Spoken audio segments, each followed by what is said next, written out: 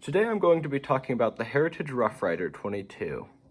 Now you may have seen the price on this gun and it's pretty affordable. I'm not sure what the price is right now, but I know that this firearm was purchased for about $100, so this can be a very, very affordable way to get into cowboy action shooting. But is it actually good is the question. Is it worth the money? And right now I'm sure it's a little bit more than it was when this was originally purchased.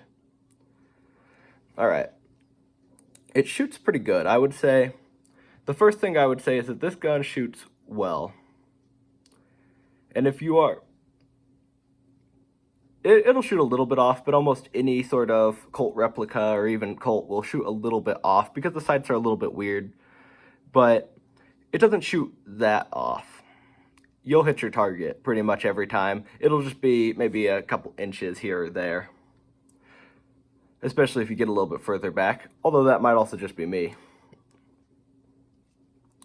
It feels, how does this gun feel? You might imagine a gun like this that's pretty cheap isn't going to feel very sturdy, but I'd say this feels pretty sturdy to me. You know, and this isn't the only Colt replica type gun that I have. I have some more traditional ones, and I'd say this feels really solid, especially for the price, but just in general, it feels like a solid real gun. It doesn't feel like a toy or nothing like that. This is solid metal. Now, let's look a little bit at the features. So, it's going to be pretty traditional in how you load it. So you're gonna half cock it right here, right? And then you're actually gonna have to twist this. If you actually don't have it cocked and you try to move it, it's not gonna do anything. You're gonna, here, not gonna do anything. You're gonna have to go to here, half cock, right? And when you're loading it, I'm not sure if I can actually get you guys to see this, but when you're loading it, you're gonna like load it through this little gate here. And when you're unloading, you have this little ejector rod. And it's gonna push through here. Obviously, to actually fire it, you have to manually pull back the hammer, which if you're looking for a traditional cowboy gun, that's what you're gonna want. You're gonna want a gun that actually, when you pull back the hammer, it's going to you're going to have to physically pull back the hammer, single action, when you shoot it. Double action is where, if you don't know this, is where you pull the trigger and it actually fires. It'll pull back the hammer for you and then fire. This one does not do that. And for traditional type cowboy guns, that's what you want. All right. See this side, here's our ejector rod. And when you... this is what you're going to push to actually eject your rod after the bullet's been fired, because the case will expand. There's a lot of different grips on this gun. That's kind of a cool thing too. A lot of different options with grips. Now, another thing that you might look at here is, let me see if I can get this just to show you. So you see this little thing right here is the safety. When you flick this down, it's actually going to be able to sit on the hammer here, or on, I guess you wouldn't really call it, the hammer will sit down on this little nubbin in here. You see this little silver nubbin? When that gets punched, that's actually what makes this gun fire.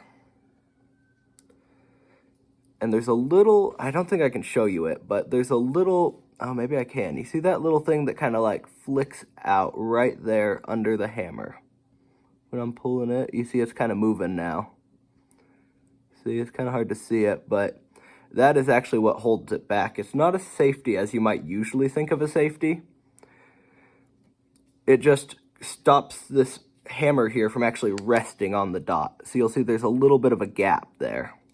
When you lower that, you'll see the hammer is actually going to come down.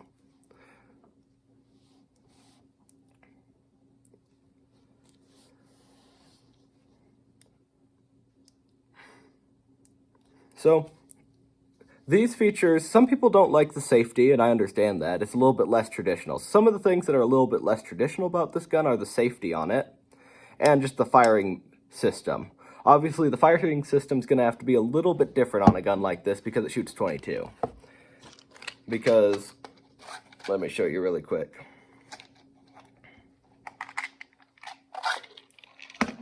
If you look at a 22, it's not going to be the same thing as a 45 Colt round. A 45 Colt round is going to have this primer right here. The 22 is rim fire.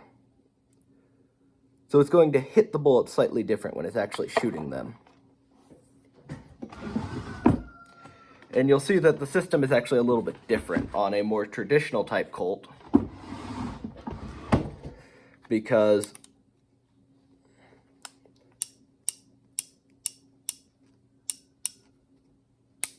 but you'll see here, look, there's a little nipple on this one, whereas this one doesn't have a little nipple because it's going to hit that little metal piece there. Whereas this more traditional one is going to directly take this little nipple and it's going to hit the center. It's going to hit the primer right here.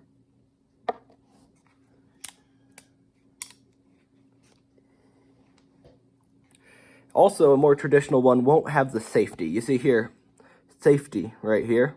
This one has no safety on it, but it is still going to have the same kind of loading gate, half cock to spin.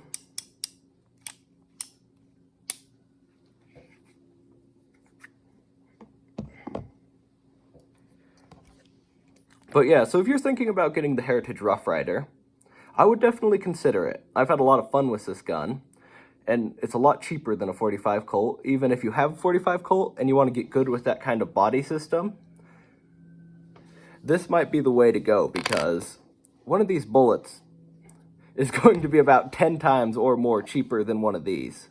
One of these bullets costs a lot of money, and most people can't really afford it. And that's really where the pricing is going to actually save you money on something like this, is that this you can just kind of plink with. You can just shoot a lot of rounds. You get a similar sight picture, same sight picture as this one, really. Now, there's going to be slight differences in how this guy shoots and how that other one shoots. But as a whole, this is going to be a great way to get yourself used to traditional type cowboy guns, and I'd recommend it.